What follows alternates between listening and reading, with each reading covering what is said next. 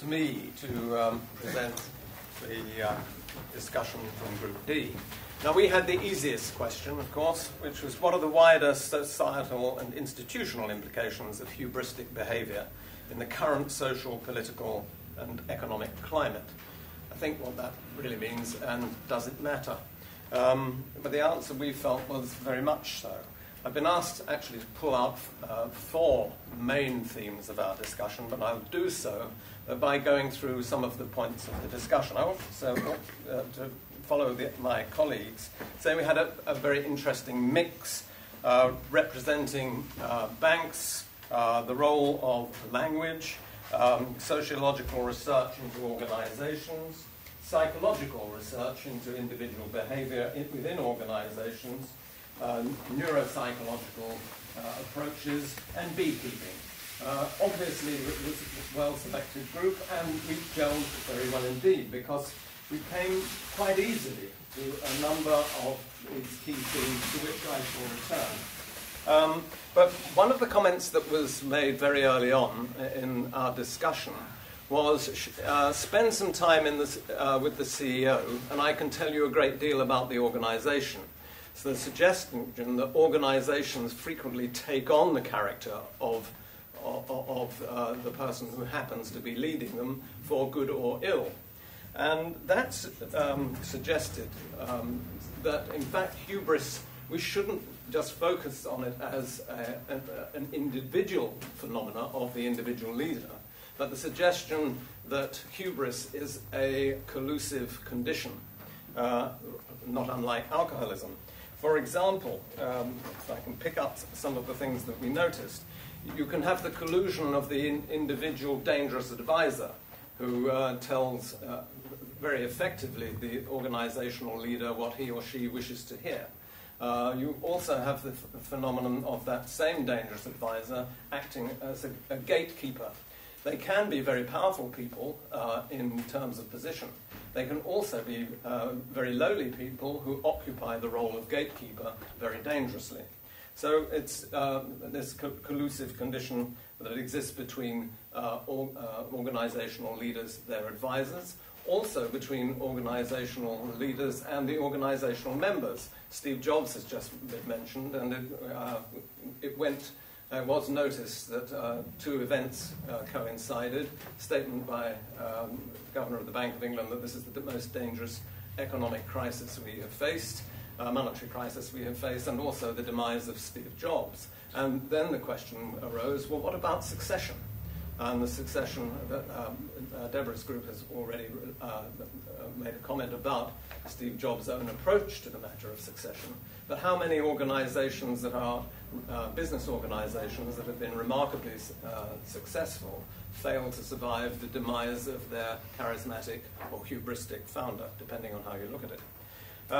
Also, the suggestion was made that hubristic behavior within organizations and society can well be systemic. For example, it was pointed out that failure and wrongdoing, I won't say who, but in my day, said the person, led to suicide. Well, people would go out and shoot themselves and do the decent thing. Now it leads to a golden handshake. Again, this evidence of hubris being collusive within organizations. Another suggestion was that, ironically, the more democratic we have become, we have also steadily eroded the willingness of people to take individual responsibility. And so when a comment was made by one of the members of our group, when sitting in a board meeting, she had been very surprised how frequently organizational leaders made absolutely outrageous statements or planned outrageous acts, and nobody challenged them or questioned them. Perhaps they did outside when the leader was out of earshot and saying he's gone mad again, but they don't do anything about it. So that's the first significant point I think we wanted to make in the group of the 4 points we want to make. Hubris as a collusive condition. The second one was the role of regulation. Is this a mechanism to reduce hubris in organizations, or, as it was suggested in the discussion, does increased regulation actually encourage hubristic behavior on the grounds that it provides a line up to which we sail and develop very high levels of skill to be able to, and the metaphor might run away with me, but sail our yachts close to the line, but with the sail leaning right over it. And a number of financial organizations were named, but I don't wish to be sued, who have made a very good art of doing just that. So being just within the law, or just within the regulation, but managing to milk it for all it's worth. So it was felt that one ought to conduct some research into how effective is the role of regulation. Does it actually make the situation, the hubristic situation, worse? The third point, and perhaps a very significant one, probably the most significant one, which has been mentioned by at least one of the other groups, is the whole issue of gender. It's very easy just to say, isn't it interesting to note the majority of business organizations are led by men who are overdosing on testosterone, and if it were led by women, this wouldn't happen.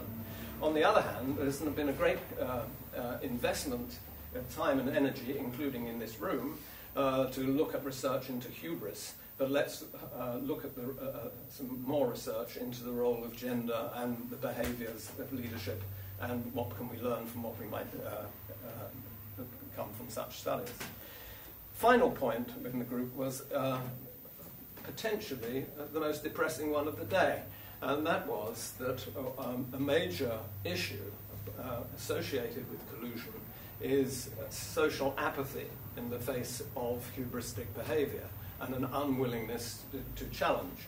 The point was raised about what happens to whistleblowers. They are all roundly congratulated, but unfortunately frequently never work again. So we may welcome the whistleblower for his or her magnificent social contribution, but few organizations rush to offer them a job after they've blown the whistle. But there was a counter suggestion somewhere else that might be an interesting piece of social research, and that was to what have we learned from the Arab Spring and the role of social networking and technology.